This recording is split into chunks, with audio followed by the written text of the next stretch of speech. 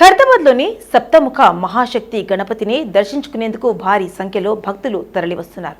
ఇక్కడ గణేష్ వేడుకలను ప్రారంభించి 70 ఏళ్లు అయిన సందర్భంగా ఈసారి 70 అడుగుల ఎత్తులో వినాయకుడి విగ్రహాన్ని సిద్ధం చేశారు. సీఎం రేవంత్ రెడ్డి వినాయకుడిని దర్శించుకుని తొలి పూజలు నిర్వహించారు. గణేష్ ఉత్సవ సమితి నిర్వాహకులు సీఎంకు ఘన స్వాగతం పలికారు.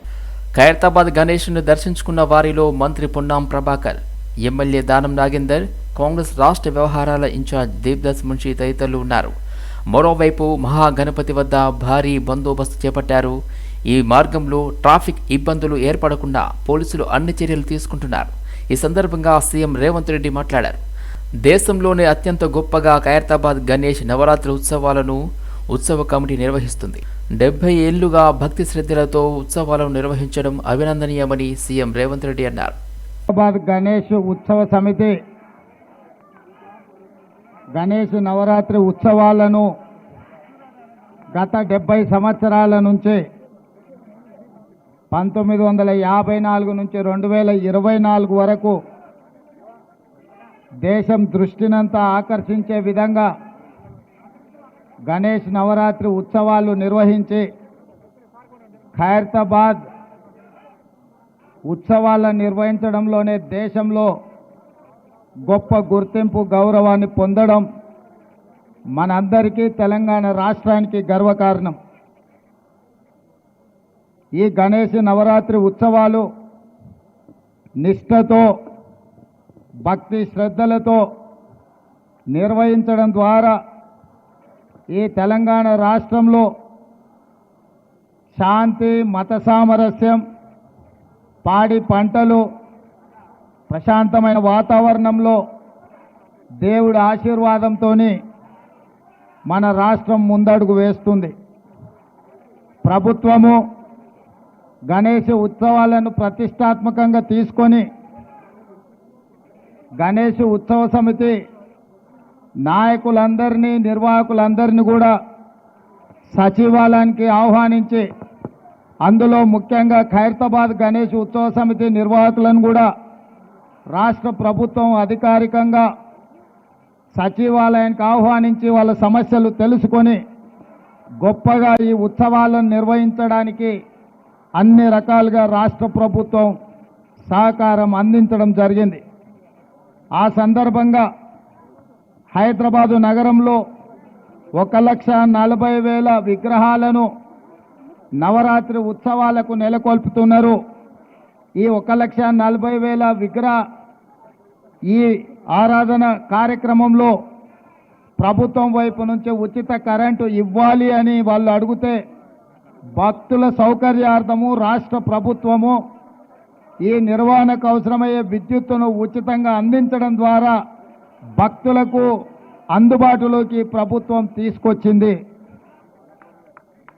ఈ సంవత్సరం అత్యధిక వర్షాలు రావడమే కాకుండా అకాల వర్షాల వల్ల వరదలు రావడము, వరదలో ప్రజలకు ఇబ్బందులు జరగడము, కానీ దేవుడి దయ వల్ల, ఆశీర్వాదం వల్ల ఎక్కువ నష్టం జరగకుండా అతి తక్కువ నష్టంతో ఈరోజు మనందరం కూడా బయటపడ్డాము అని అంటే డిప్యూటీ సీఎం భట్టి విక్రమార్కను ప్రజాభవన్లో మర్యాదపూర్వకంగా కలిశారు పీసీసీ నూతన అధ్యక్షుడు మహేష్ కుమార్ గౌడ్, వ్యవసాయ కమిషన్ చైర్మన్ కోదండరెడ్డి.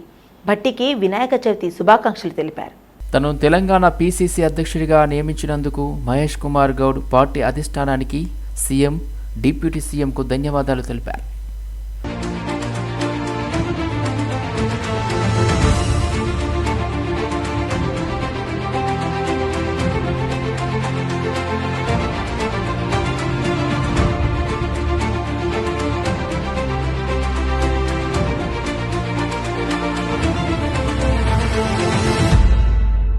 హైదరాబాద్ గాంధీ భవన్లో వినాయక చవితి వేడుకలు ఘనంగా జరిగాయి. పీసీసీ కార్యనిర్వాహక అధ్యక్షుడు జగ్గారెడ్డి, ప్రణాళిక సంఘం ఉపాధ్యక్షులు Chinna Reddy, BC commission chairman Niranjan, PCC senior ఉపాధ్యక్షులు కుమార్ రాన్, మెట్టు సాయి కుమార్, బెల్లయ్య నాయక్ తదితరులు విఘ్నేశ్వరుడి పూజలో పాల్గొన్నారు. వేద పండితులు శ్రీనివాస శర్మ ఆధ్వర్యంలో సంప్రదాయంగా లంబోదరుడికి ప్రత్యేక పూజలు నిర్వహించారు. అనంతరం కాంగ్రెస్ నాయకులకు తీర్థ ప్రసాదాలు అందజేశారు. ఎలాంటి విఘ్నాలు లేకుండా రాష్ట్ర ప్రజలు సుభిక్షంగా ఉండాలని హస్తం నేతలు దేవదేవుణ్ణి ప్రార్థించారు. పటాన్చెరు మండలం చిట్కులు గ్రామ పరిధిలోని నాగార్జున కాలనీ, రాధమ్మ కాలనీ, పార్థసారథి కాలనీలలో వరద నీటి సమస్యకు శాశ్వత పరిష్కారం చేపట్టబోతున్నట్లు పటాన్చెరు శాసనసభ్యులు గూడెం మహిపాల్ రెడ్డి తెలిపారు. మాజీ ప్రజాప్రతినిధులతో కలిసి కాలనీలలో పర్యటించారు. ఇటీవల కురిసిన భారీ వర్షాల నేపథ్యంలో వరద నీరు ఉప్పొంగి కాలనీలలో చేరి తీవ్ర ఇబ్బందులు ఎదుర్కొన్నామని స్థానికులు ఎమ్మెల్యే జిఎంఆర్ దృష్టికి తీసుకెళ్లారు. ఇందుకు సానుకూలంగా స్పందించిన ఎమ్మెల్యే జిఎంఆర్ జాతి ముత్తంగి పరిధిలోని జాతీయ రహదారి మీదుగా కాలనీల నుండి బాక్స్ డ్రైనేజీ నిర్మించి వరద నీటికి శాశ్వత పరిష్కారం చూపెడతామని తెలిపారు. వచ్చే వర్షాకాలంలోపు పనులు పూర్తయ్యేలా చూస్తామని తెలిపారు. ఈ కార్యక్రమంలో మాజీ ఎంపీపీ శ్రీశైలం యాదవ్, మాజీ ఉప సర్పంచ్ విష్ణువర్ధన్ రెడ్డి, సీనియర్ నాయకులు నరేందర్ రెడ్డి, ఆంజనేయులు, గ్రామస్తులు పాల్గొన్నారు.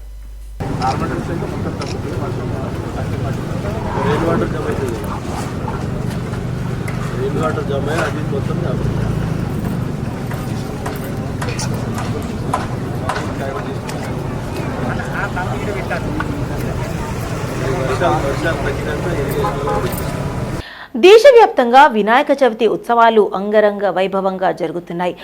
వాడవాడలో గణనాథుడు కొలువుదీరాడు. నాంపల్లిలోని బీజేపీ రాష్ట్ర కార్యాలయంలో గణపతి విగ్రహాన్ని ప్రతిష్ఠించారు.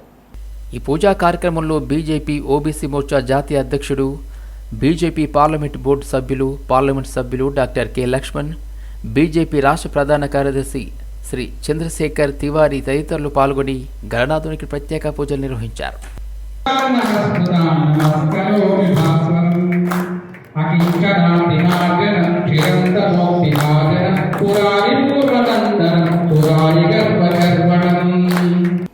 వినాయక చవితి సందర్భంగా వాణినగర్లో గణపతి మందిరాన్ని దర్శించుకుని ప్రత్యేక పూజలు నిర్వహించారు. మల్కాజ్గిరి పార్లమెంట్ సభ్యులు ఈటెల రాజేంద్ర ప్రజలందరూ సుఖ సంతోషాలతో ఆయురారోగ్యాలతో ఉండాలని, విఘ్నాలన్నీ తొలగాలని ఆ వినాయకుడిని కోరుకుంటున్నట్లు ఈటెల తెలిపారు. భాగ్యం కలగాలని, సుఖ సంతోషాలతో, ఏ కష్టాలు రాకుండా, ఏ విఘ్నాలు రాకుండా ప్రజలు చల్లగా ఉండాలనేటువంటి పూజలు 9 రోజుల పాటు నిర్వహించి చివరి రోజు నిమజ్జన కార్యక్రమాన్ని చేస్తూ ఉంటారు. హైదరాబాద్ గణేష్ ఉత్సవ కమిటీ, భాగ్యనగర్ గణేష్ ఉత్సవ కమిటీ ఆధ్వర్యంలో ఇవాళ హైదరాబాద్లో పెద్ద ఎత్తున ఈ కార్యక్రమం కొనసాగుతుంది. దీంట్లో రామ్ ప్రదీప్ గారు, మా నాయకులు వెంకన్న గారు, మా ఇతర నాయకులంతా కూడా ప్రకృతిని కాపాడుకుందాం, మట్టి విగ్రహాలనే పూజించుకుందామని చెప్పి ఇవాళ కొన్ని వందల సంఖ్యలో ఈ మట్టి విగ్రహాలను తయారు చేయించి ఇవాళ భక్తులందరికీ కూడా ప్రతి ఇంటికి పంచడం జరిగింది. ఈ సందర్భంగా వారికి అభినందనలు. ప్రజలు కూడా ఇవాళ మన పండుగలన్నీ కూడా ప్రకృతిని పూజించే పండుగలు కాబట్టి, ప్రకృతి విధ్వంసం అనేది మనం చేసుకునేది కాదు కాబట్టి ఇవాళ ఈ రంగులతో, ఇతర పొల్యూషన్తో మన చెరువులని, మన వాగుల్ని పొల్యూట్ చేసుకునే కంటే మట్టి విగ్రహాలనే ప్రతిష్ఠించుకుందాం, మట్టి విగ్రహాలనే పూజించుకుందామని చెప్పి ఈ సందర్భంగా తెలియజేస్తాం. తెలంగాణ ప్రభుత్వం కీలక ఉత్తర్వులను జారీ చేశారు. విద్యా కమిషన్ చైర్మన్గా ఆకునూరి మురళిని నియమించింది. మరోవైపు వ్యవసాయ రైతు సంక్షేమ కమిషన్ను ఏర్పాటు చేసింది. బీసీ కమిషన్ చైర్మన్లు, సభ్యులను నియమిస్తూ ఆదేశాలు ఇచ్చింది. తెలంగాణ ప్రభుత్వం 3 కమిషన్లకు చైర్మన్లను నియమిస్తూ ఉత్తర్వులను జారీ చేసింది. విద్యా కమిషన్ చైర్మన్గా రిటైర్డ్ ఐఏఎస్ అధికారి ఆకునూరి మురళిని నియమించింది. ఈయన బాధ్యతలు స్వీకరించినప్పటి నుండి 2 ఏళ్ల పాటు ఆయన పదవిలో ఉన్నారు. మరోవైపు రాష్ట్ర వ్యవసాయ రైతు సంక్షేమ కమిషన్ ఏర్పాటు చేయడంతో పాటు చైర్మన్గా ఎం కోదండరెడ్డిని నియమించింది. 2 ఏళ్ల పాటు చైర్మన్గా పనిచేయనున్నారు. ఇక బీసీ కమిషన్ చైర్మన్, సభ్యుల పదవీ కాలం ముగియడంతో కొత్త చైర్మన్ను నియమించింది. చైర్మన్గా నిరంజన్కు అవకాశం దక్కింది. రాపోలు జయప్రకాష్, తిరుమలగిరి సురేందర్, బాలలక్ష్మి సభ్యులుగా ఉన్నారు. అయితే ఈ మేరకు శుక్రవారం ప్రభుత్వ ప్రధాన కార్యదర్శి ఉత్తర్వులను జారీ చేశారు. భారీ వర్షాలు, వరదలతో ఇబ్బందులు పడుతున్న ప్రజలను ఆదుకోవాలని మండల పరిధిలోని చిలుకూరు బాలాజీ ఆలయ ప్రధాన అర్చకులు సిఎస్ రంగరాజన్ పిలుపునిచ్చారు. భారీ వర్షాల కారణంగా ముంపు ప్రాంతాల్లో జనజీవనం స్తంభించిందని అన్నారు. ఇళ్లలోకి వరద నీరు చేరడంతో కట్టుబట్టలతో బయటకు వెళ్లి ఆకలితో అలమటిస్తున్నారని, వారిని ప్రతి ఒక్కరూ ఆదుకోవాలన్నారు. 2 తెలుగు రాష్ట్రాలను వర్షాలు వణికిస్తున్నాయని, ఈ నేపథ్యంలో 2 తెలుగు రాష్ట్రాల ప్రభుత్వాలు చేస్తున్న ప్రయత్నంతో పాటు సామాజిక బాధ్యతగా ప్రతి ఒక్కరూ వరద బాధితులకు ఆహారం, నీరు, ఇతర నిత్య అవసరాలను అందజేసి మానవత్వం చాటాలని పేర్కొన్నారు. జయ జయ శ్రీ సుదర్శన. నిన్న మధ్యాహ్నము ప్రతి శుక్రవారం అన్నదానం జరిగేటట్టుగా నిన్న కూడా అన్నదానం జరిగే గోశాల మంటపం నుంచి మేము ఒక పిలుపు ఇవ్వడం జరిగింది. వరద బాధితులు ఈసారి భయంకరమైనటువంటి వరద ప్రభావం 2 తెలుగు రాష్ట్రాల్లో జరిగింది. ఆ వరదలో బాధితులైనటువంటి వారికి ధన వస్తు సహాయం ఎంతమంది వీలైతే అంతమంది అందించండి అని చెప్పి నిన్న ఒక పిలుపు ఇవ్వడం జరిగింది. ఆ పిలుపుకి అద్భుతమైన స్పందన భక్తుల్లోంచి వచ్చింది. వారికి కృతజ్ఞతాపూర్వకంగా స్వామివారి ఆశీర్వాదం కలగాలని, మరియు ఇవాళ స్వామివారి సన్నిధిలో 2 ప్రదక్షిణాలు, శనివారం రోజు లోపల ప్రదక్షిణాలకు అవకాశం లేదు, అయినా లోపల 2 ప్రదక్షిణాలు భగవంతుడి చుట్టూ భక్తులందరితో కలిసి సుదర్శనాష్టకం అంటే చక్ర భగవానుని ప్రార్థిస్తూ ఈ వరదలు ఇక చాలు, వర్షాలు ఇక చాలు, జలప్రళయం చాలు, ఇక భక్తులందరినీ కూడా కాపాడాలి, ఆదుకోవాలని చెప్పి ఆ పరమాత్మని ప్రార్థించడం జరిగింది. ముఖ్యంగా ఆంధ్రప్రదేశ్ ముఖ్యమంత్రి గారిని అభినందించాలి. ఎందుకంటే భయంకరమైనటువంటి వరద సమయంలో అందరితో కలిసి వాళ్ళకి ఏదైనా ఒక రూపంలో ఆదుకునే ప్రయత్నం ప్రభుత్వం చేస్తున్నా కూడా ముఖ్యమంత్రి గారు రంగంలో దిగడం, ఆయన వయస్సుని కూడా పెద్ద వయసు ఉన్నా కూడా లెక్క చేయకుండా అందరితో కలిసి వరద సహాయంలో ముందుకొచ్చినందుకు ఆయనకి ప్రత్యేకమైన ఆశీర్వాదం స్వామివారికి ప్రార్థించడం జరిగింది. స్వామివారిని మీరందరూ కూడా వీలైనంత సహాయం ఇంతవరకు చేయని వాళ్ళైతే దయచేసి ధన వస్తు రూపేణ అందరూ మన బంధువులు, మన మిత్రులు, మన పరివార సభ్యులు కాబట్టి ఎంత వీలైతే అంత సహాయం చేయాలని మనస్ఫూర్తిగా ప్రార్థిస్తున్నాం. మీకు డివైఎఫ్ఐ, హెచ్ఎండిఏ, ఎస్ఎఫ్ఐ ఆధ్వర్యంలో ఉచిత గణపతి మట్టి విగ్రహాల పంపిణీ కార్యక్రమం సుందరయ్య విజ్ఞాన కేంద్రం వద్ద నిర్వహించారు. ఈ కార్యక్రమానికి ముఖ్య అతిథిగా ప్రొఫెసర్ ఉన్నత విద్యా మండలి చైర్మన్ లిమ్మాద్రి పాల్గొన్నారు. ప్రజలందరూ వినాయక చవితి రసాయన వినాయకులతో కాకుండా మట్టి విగ్రహాలతో పూజించాలని కోరారు.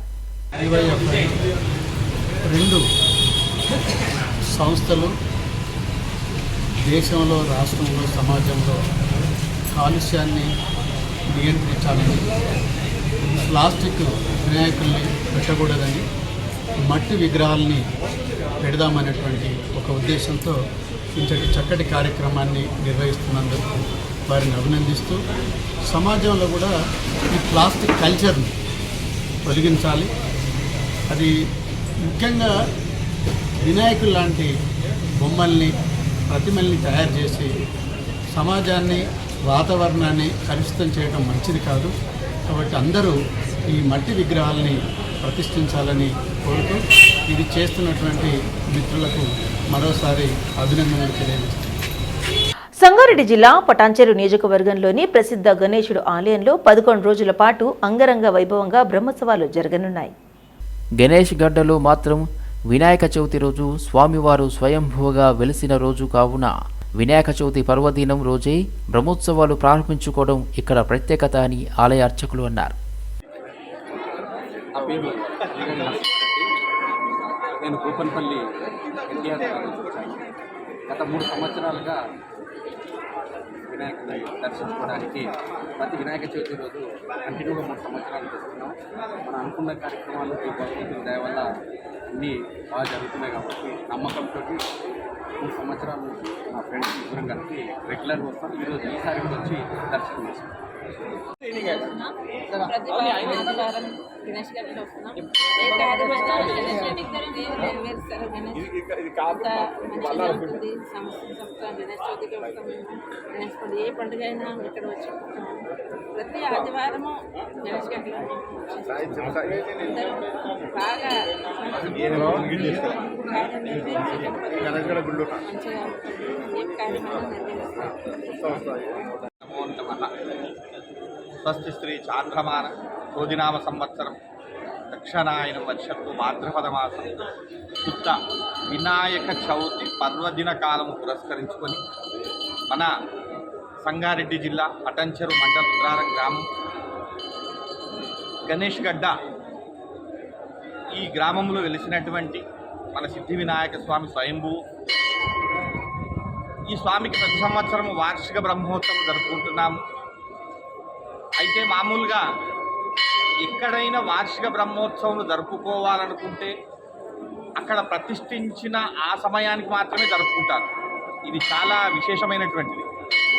మన దగ్గర అలా కాకుండా స్వామివారు స్వయంభూగా వెలిసి వినాయక చవితి రోజే మొదలుకొని అనంత చతుర్దశి అంటే 11 రోజులు ఆ స్వామివారికి బ్రహ్మోత్సవం జరుపుకుంటాము.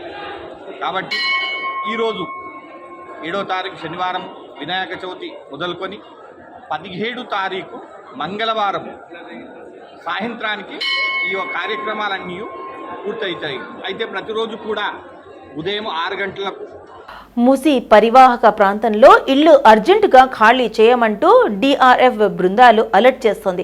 వరుసగా కురుస్తున్న భారీ వర్షాలకు హిమాయత్ నగర్, ఉస్మాన్ సాగర్, హుసేన్ సాగర్ జలాశయాలు పూర్తి నిల్వ సామర్థ్యానికి చేరుకున్నాయి. దీంతో గేట్లు తెరవనున్న దృష్ట్యా మూసీ పరివాహక ప్రాంతాలను ముంచెత్తే ప్రమాదం ఉంది. చాదర్ఘట్, శంకర్ నగర్, మూసానగర్ పరివాహక ప్రాంతాల ప్రజలు 2 రోజుల పాటు ఇల్లు ఖాళీ చేసి సురక్షిత ప్రాంతాలకు వెళ్లాలని హెచ్చరికలు జారీ చేశారు.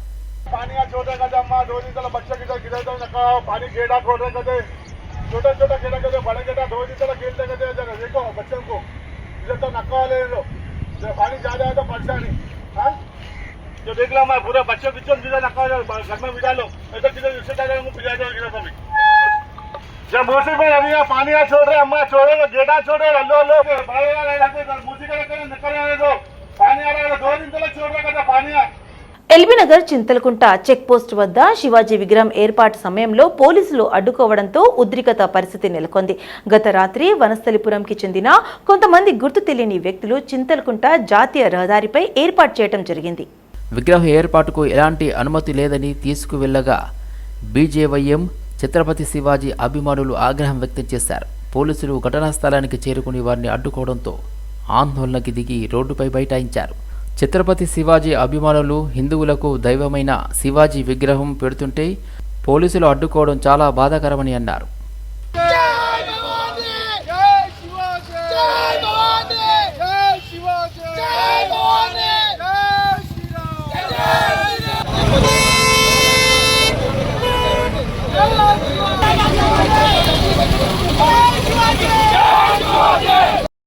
మధ్యాహ్నం ఈరోజు మార్నింగ్ 5 గంటల సమయానికి శ్రీ ఛత్రపతి శివాజీ మహారాజ్ విగ్రహ ఆవిష్కరణ కోసం చింతలకుంట చెక్ పోస్ట్ చాకల ఐలమ్మ గారి విగ్రహం పక్కన మేము విగ్రహ ఆవిష్కరణ కోసం విత్ పర్మిషన్ తోటి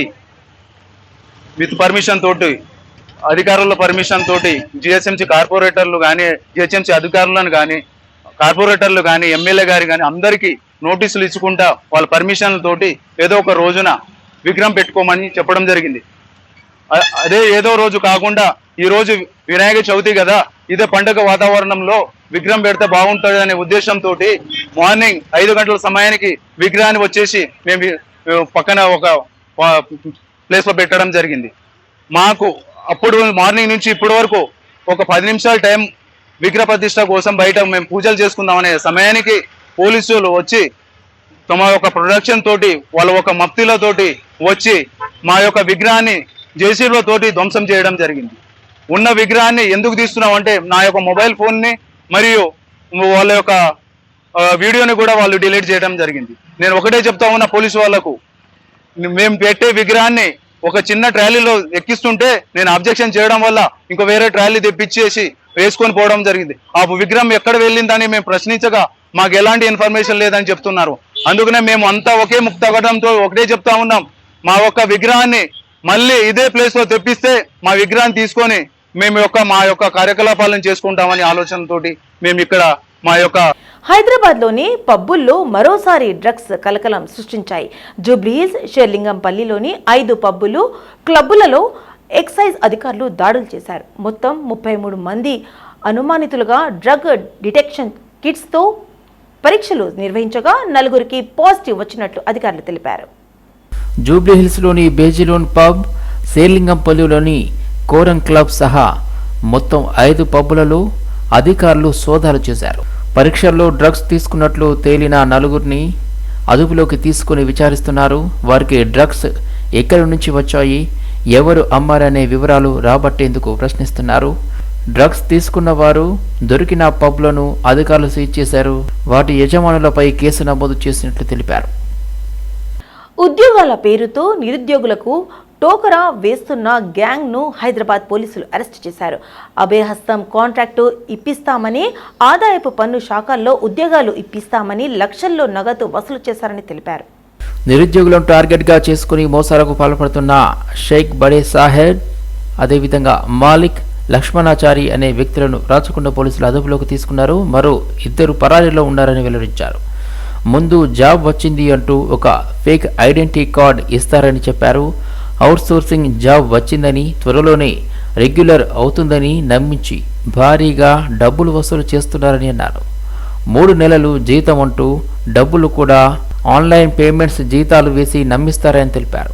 ఎల్బీ నగర్ జోన్ ఒక ఇంపార్టెంట్ ఆపరేషన్లో ఫేక్ జాబ్ ఫ్రాడ్ అక్యూజ్ని పట్టుకోవడం జరిగింది. ఈ జాబ్ ఫ్రాడ్ అక్యూజ్డ్ 3 నేరస్తులు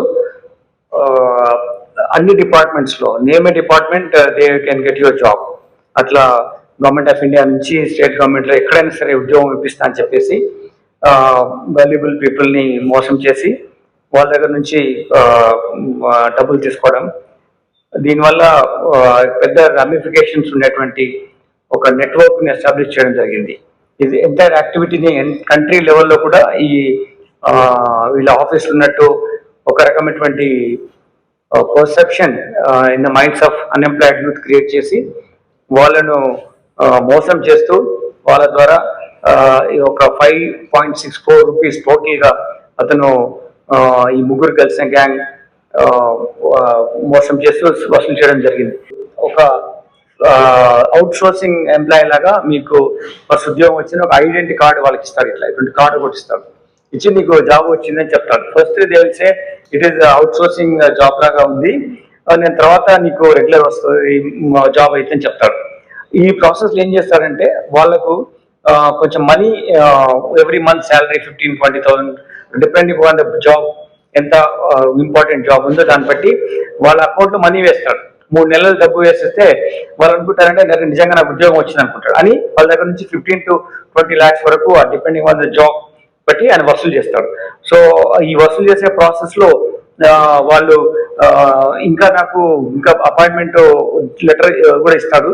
కానీ ఆ ఉద్యోగం అవన్నీ చేసుకోవడానికి జాబ్ కంటెంట్ ఉన్నటువంటి ప్రొఫెషనలిజం నాకు రావట్లేదని అడిగినప్పుడు ఈ వాళ్ళు ఫోన్ చేస్తుంటే ఫోన్ స్విచ్ ఆఫ్ చేసి వీల్ అప్స్కోండ్ లైక్ ఇది అతను ఏమో. దీంట్లో ముఖ్యంగా ఇతను చేస్తుంది ఏంటంటే డిఫరెంట్ డిపార్ట్మెంట్స్ నుంచి కూడా అతను చేస్తారు. ఇన్కమ్ ట్యాక్స్ డిపార్ట్మెంట్ నుంచి, దాని తర్వాత